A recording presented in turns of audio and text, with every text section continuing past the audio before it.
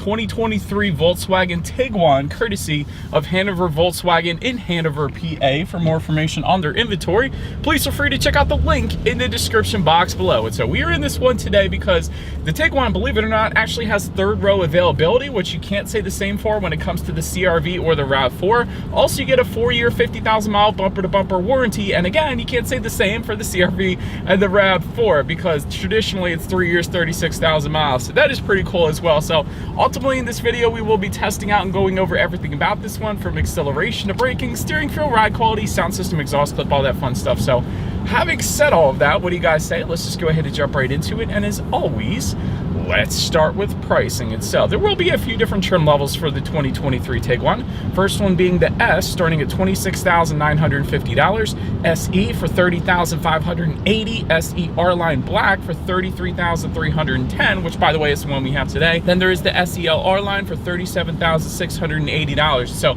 all of those trim levels, with the exception of that last one, come standard with front wheel drive. Last one comes standard with all-wheel drive, but you can add all-wheel drive to any of those other trims. If you wanted to do that, simply add $1,500 to any of those prices. By the way, pricing for 2023 is a relatively average $955 bump from the previous model year. All of them, for every manufacturer, are going up right now thanks to inflation, of course. But anyways, regardless of trim level that you go with, the power plant on the Tiguan is going to be the same. Powering the beast is a 2-liter turbocharged inline 4-cylinder, putting out 184 horsepower at 4,400 RPM, 221 pound-feet of torque, coming in at 1,600 RPM. Power sent to front wheels or all wheels through an 8-speed automatic.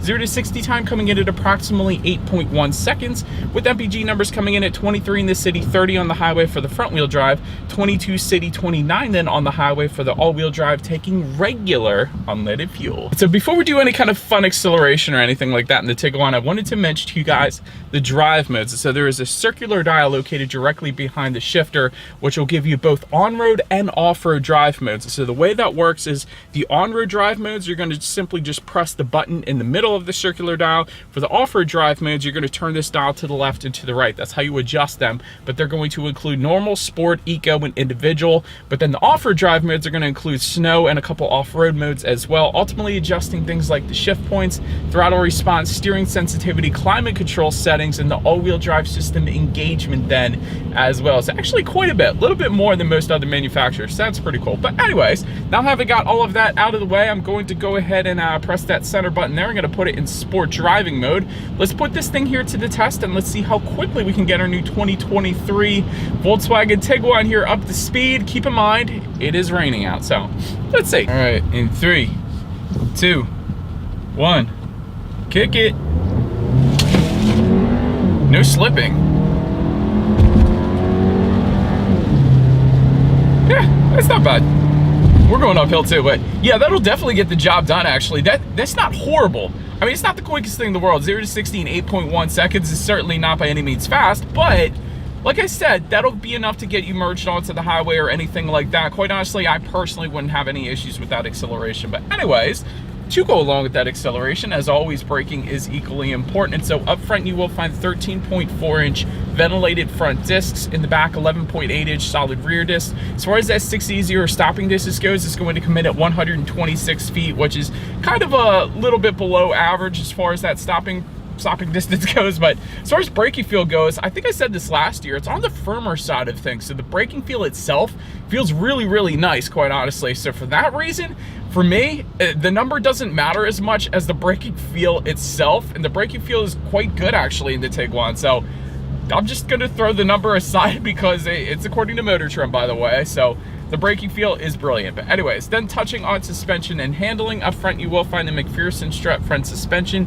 In the back, independent multi-link rear suspension, of course, front and rear stabilizer bars. As far as ride quality goes, it's been perfectly fine on my short test drive here today, but Hanover roads are pretty bad as well. So honestly, it's not that bad. So I don't have any issues, but I will say the steering feel adjusts substantially dependent upon the drive mode that you put it in. So I'm going to put it in sport again, and it does change the gauge color as well. I'll show you guys the digital gauges in a little bit, but it is a much heavier weight to the steering that I love in that sport driving mode. But the second you take it out of sport driving mode, put it in eco or normal, it is so loose, such a loose steering feel, not a whole lot of driver feedback. So Another cool thing though about the drive modes is there is that individual driving mode, so I could choose to configure it to that heavier steering feel without the instant acceleration all the time, which is probably what I would do if I were to get the Tiguan, because the heavier steering feel is wonderful in the Tiguan, so I'll just leave it at that. But then touching on cabin noise, we are going 40 miles per hour right now. Quite honestly, cabin noise really isn't all that bad. Get a little bit of rain noise right now because it's raining out, but other than that,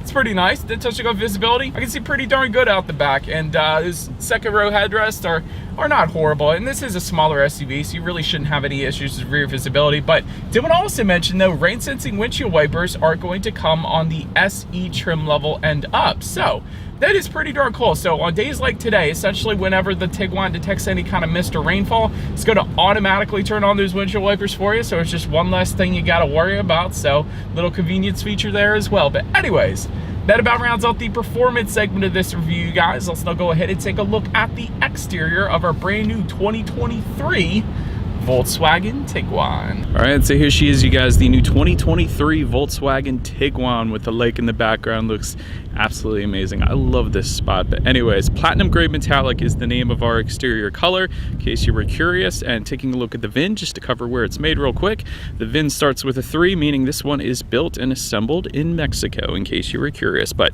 as always, let's go ahead and start up front. This one was recently refreshed for the 2022 model year, so as far as exterior looks go, pretty much everything is carried over from that model year. Illuminated front grille though, coming with the SEL R line trim level, not the black that we have today, the SEL, not the SE. So did want to mention that. One more trim level up and we would have got that, so that's pretty cool. Our logo found in the front grille though, you guys can see that. I'll get a little bit up close so you guys can take a look at that, kind of on the passenger side up front there. So that definitely looks pretty good. And that's going to come on both R-Line trim levels, of course. You do get some gloss black accents for the R-Line black that we have with us here today. So that definitely looks good as well. To the sides, LED headlights do come standard with LED daytime running lights. That's going to come for all trim levels, by the way. Gotta like that. Automatic headlights, of course, meaning when it starts to get dark out at night, those headlights will turn on automatically for you there. But you also get adaptive front lighting for the SEL R-Line trim level. So essentially what that is when you're going around a bend at night, those headlights are going to swivel based on the direction of your steering angle, better help illuminating what is around that bend. So you're less likely to hit a deer or a possum or a cyclist or whatever. So that is a pretty darn cool little feature there as well. Most vehicles don't have that, so big fan. But anyways, that pretty much rounds out the front end of the Tiguan. So now go ahead and make our way to the side. All right, so now starting up top, roof rails are going to come standard for all trim levels across the board. Gotta love that. Taking a look at the window surrounds, they're either going to be finished in chrome or black, depending upon the trim level that you go with, of course. You do get some R accents found on the front fender there. That is pretty cool, and that's of course going to come with the R-Line trim levels there. Taking a look at the side mirrors, they are either going to be body colored or gloss black side mirrors, again, depending upon the trim level that you go with. We got the gloss black, of course, because of the SE R-Line black trim level here. They will be heated though for all trim levels across the board, and you will also get LED integrated turn signals as well, so that is pretty cool. Take a look at the side skirts, because this is always one of my pet peeves. Matte black side skirts are going to come with the non R-Line trim levels, and that's going to be matte black fender surrounds as well. But if you go with one of those two R-Line trim levels, you will actually get body colored side skirts, and that of course is what you guys are looking at right now, and it looks dang good. Love the side profile here just because of the side skirts. I know it sounds weird, but anyways. And take a look at the wheel setup. 17-inch alloys for the S, 18-inch alloys for the SE, 19-inch alloys for the SE R-Line black, and lastly 20-inch alloys then for the SEL R-Line. So wheel configuration is going to differ in size based off the trim level, so interesting. But anyways, so I'll go ahead and make our way to the back. All right, so but now since we are around to the back, you will find a gloss black shark fin antenna all the way to the top there. Just below that, rear spoiler with an integrated brake light. Just below that, rear window wiper. LED taillights though, coming standard for every single trim level across the board. Gotta absolutely love that. Got the Tiguan lettering spelled out horizontally, of course, but scrolling all the way to the bottom here, you will find some fake exhaust outlets. Kind of they're like cutouts where you would think the exhaust would be, but the real exhaust outlets are actually tucked away underneath. I'm not going to get any lower here because it is super wet and messy here, but anyways, they are tucked underneath. So having said that, I do believe you guys know what we have to do next. As always, here is that exhaust clip.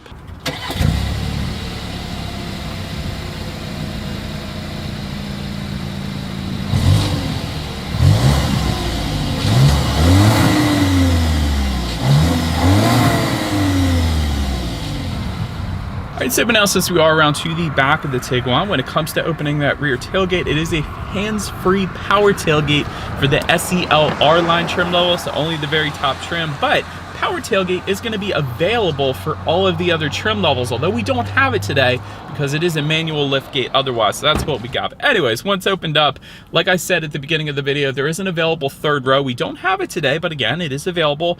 Behind that third row, cargo capacity comes in at 12 cubic feet. Behind the second row, 33 cubic feet. And with all rows folded for the 3-row configuration, 65.3 cubic feet. And you notice I emphasize that because if you go with the 2-row configuration, you actually get a little bit more cargo capacity coming in at 73.4 cubic feet. So about 8 cubic feet more with the 2-row configuration, which is what we have today. So I did want to mention that. But anyways, a lot going on in the cargo area, which I was a big fan of. LED cargo lighting. You typically find halogen lighting back there. You also get a cargo cover. There's plenty of grocery bag hooks. There's a little bit of storage found in the 2 corners back there. There's a 12-volt power outlet to my surprise as well. That was pretty cool. Then if you were to lift up underneath of that cargo floor, you are going to find a spare tire with a little bit of kind of storage around that spare tire. So you could probably put an ice scraper back there if you live in Pennsylvania, like myself here. But anyways, then making our way up to the rear legroom in that third row, that is going to come in at 27.9 inches, which by the way is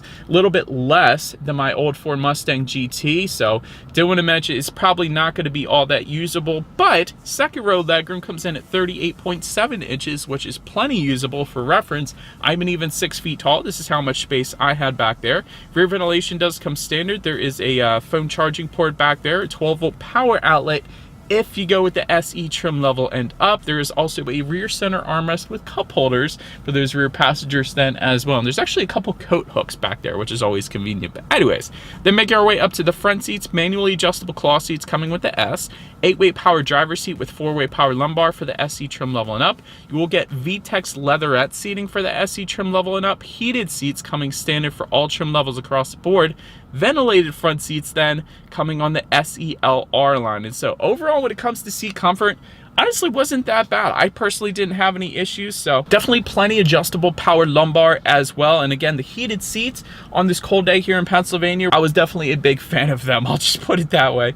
Then take a look at the steering wheel. This is one of the things I love and don't love about the Tiguan, and here's why. So it is tilt and telescoping, but it doesn't telescope out all that far. So I'm not a fan of it for that reason, because if you're a taller adult, like I said, I'm 6 foot tall, you therefore have a little bit longer legs, so you have to put your seat back more. So if the steering wheel doesn't telescope out as far, it doesn't give you that perfect driving position necessarily. So I wouldn't have minded if Volkswagen allowed it to telescope out a little bit farther for taller adults. Again, if you're not that tall, this is going to be perfect for you. I'll just put it that way. But leatherette wrapped for the SE trim level, and then leather wrapped for the R-Line trims. I love that. I love the flat bottom to it here in our R-Line trim level and the little R insignia, but I really love the kind of perforated steering wheel on the left and the right, and the 10-2 grips are massive, almost BMW M-like. So I'm a huge fan of the grips on this steering wheel. Volkswagen did a wonderful job with them. But anyways, then making our way to the startup, let me start by showing you guys the key here. You got your Volkswagen logo on the one side.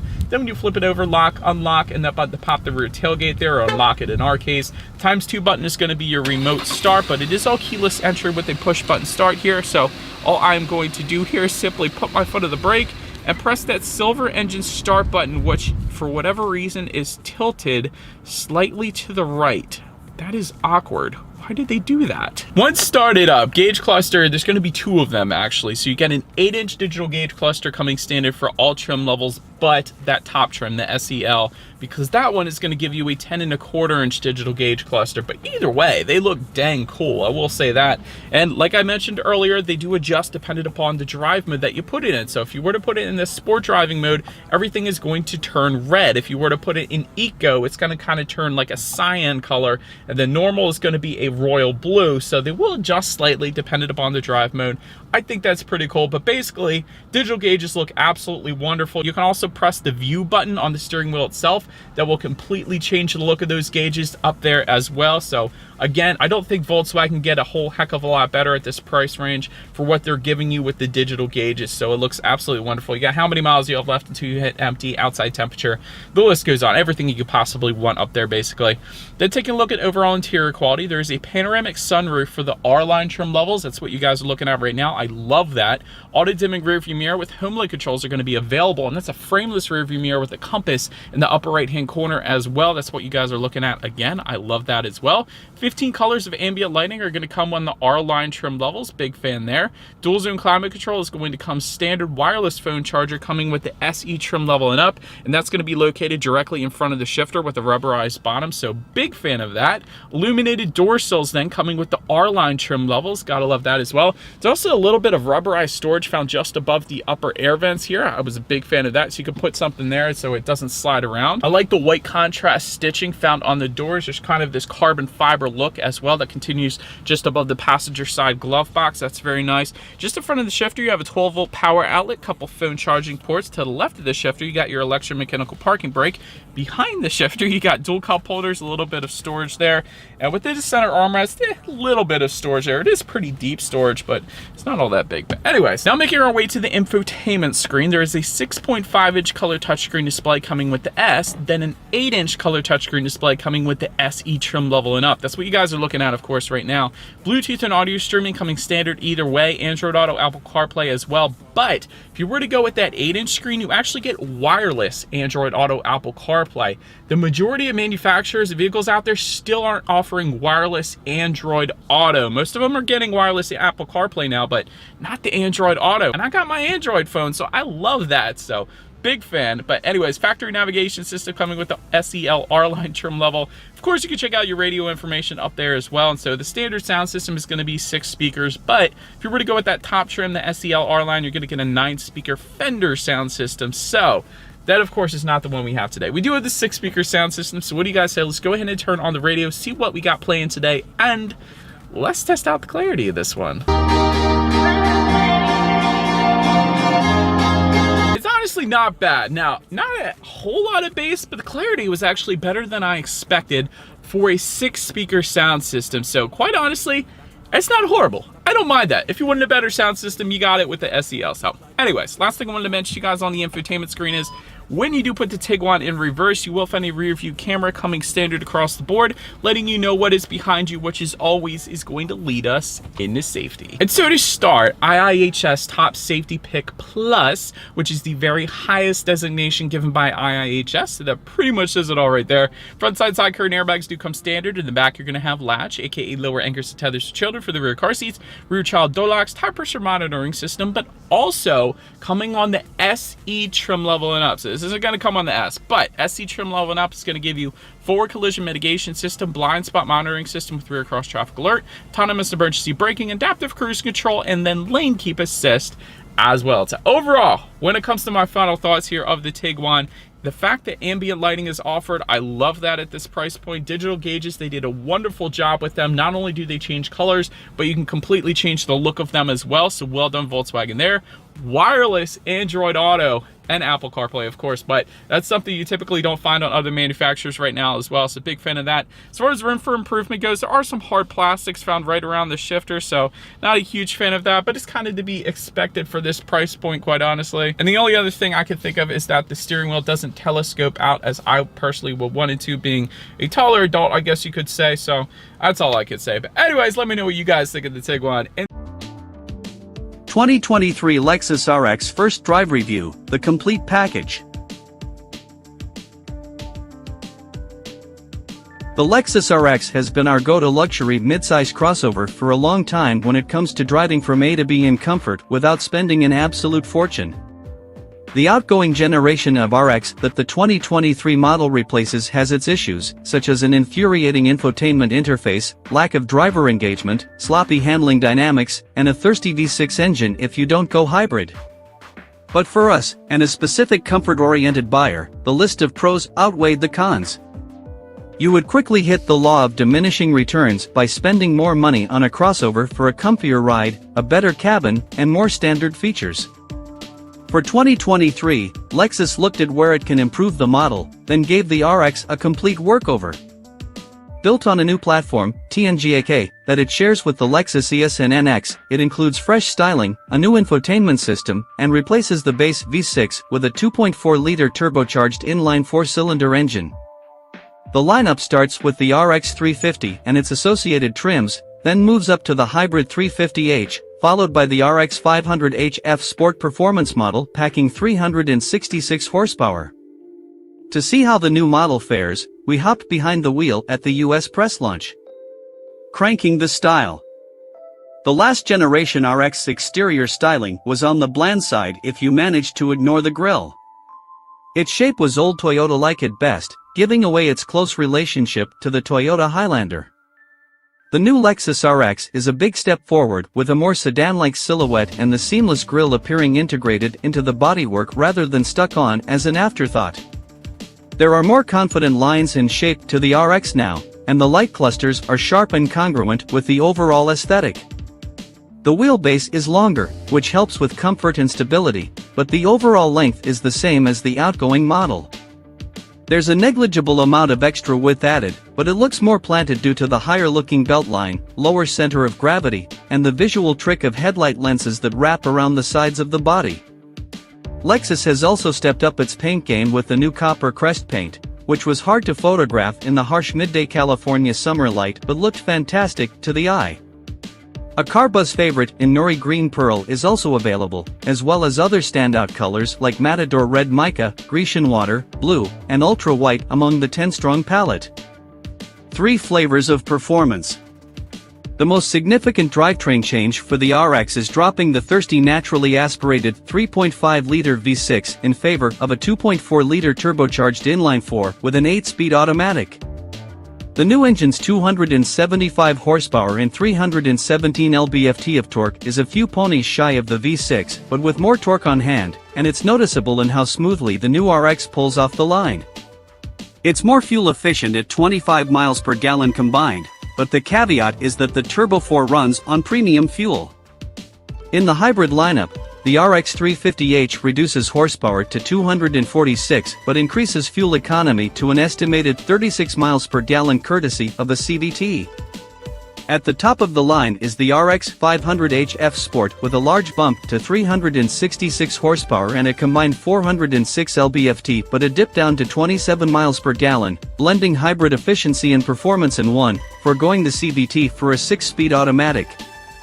We don't have pricing yet, but we're confident given the RX isn't going to be bought en masse for its corner carving performance. The 350 is going to rightly make for the bulk of the new model's sales. Matched with the 8-speed auto, it's a confident and smooth drivetrain that packs enough torque and refinement to never strain. On the road. We spent the day driving all 3 flavors of the RX, and they all had one thing in common. The RX is a comfortable cruiser with the kind of quiet and smooth ride that can easily cause you to find yourself cruising along feeling like you're doing 60 miles per hour when you're doing 80. The suspension is firmly damped but perfectly tuned with the spring rate to deal with bad roads and bumps. That's improved more by adding adaptive suspension, but it only comes on the F Sport handling and F Sport Performance, which feels like a missed opportunity. Also on F Sport models is Lexus's dynamic rear steering for improved stability at high speed and maneuverability at low speed. While the F Sport is the performance version, we felt it was unnecessary to have a sporty version. It rides nicely, accelerates well, and corners well, but, to us anyway, it misses the point of the RX. We would stick with the 350h and enjoy the balance of premium comfort and fuel economy. Maybe it's time Lexus thought about having a luxury badge as well as a performance badge here, as it does on certain other model lines. Interior refinement. The previous generation RX was a high watermark for interior comfort, and nothing has changed. The seats are comfortable, and the whole cabin features premium materials. Despite the numbers reading similarly to the outgoing models, there's more practical room for everyone, including those in the rear. There's no third row for this generation, so if you need to transport more than 5 people, it's time to look elsewhere, or perhaps at a larger Lexus LX. What makes us particularly happy is the new touchscreen, voice-controlled infotainment system, and lack of the annoying trackpad interface that blighted Lexus for years. It's accessed through a 14-inch screen, comes standard with wireless Apple CarPlay and Android Auto, and has integrated Apple Music and Amazon Music. In addition to touch, the infotainment can be controlled by voice commands, including the cloud-based navigation system with Google Points of Interest, POI. A Wi-Fi Connect hotspot is available via AT&T service, as is SiriusXM. We found the infotainment system a little laggy, but it's brand new and will be improved by over-the-air updates. The voice recognition is excellent and doesn't struggle like other systems with accents. Despite the lag, this is still vastly better than the old system. Verdict: approaching perfection. In essence, the new Lexus RX is closing in on perfection as a package. It's easy to drive and as smooth as other premium vehicles but at much higher prices. The new infotainment system fixes the most significant usability issue with the RX. The slight bump in fuel economy, 3 miles per gallon combined, is a welcome improvement, as is the extra torque, rear legroom, ride quality, and new styling. The only genuine fault we can pick is in the lagginess we experienced with the infotainment system, but we're aware we were driving pre-production vehicles. As a first drive impression, the Lexus RX has leveled up for its new generation. It's now a vehicle we look forward to test driving over a full week to ensure it is the complete upgrade over the last generation we think it is. If so, existing Lexus customers will love it, and BMW X5 and Audi Q7 customers that shrug at the idea of spirited driving should test drive it. Even if they do, unless they want the sharpest experience on a back road, the F Sport version is quick and holds a corner. We would take the savings on gas though, and cross-shop the 350h once the pricing is announced.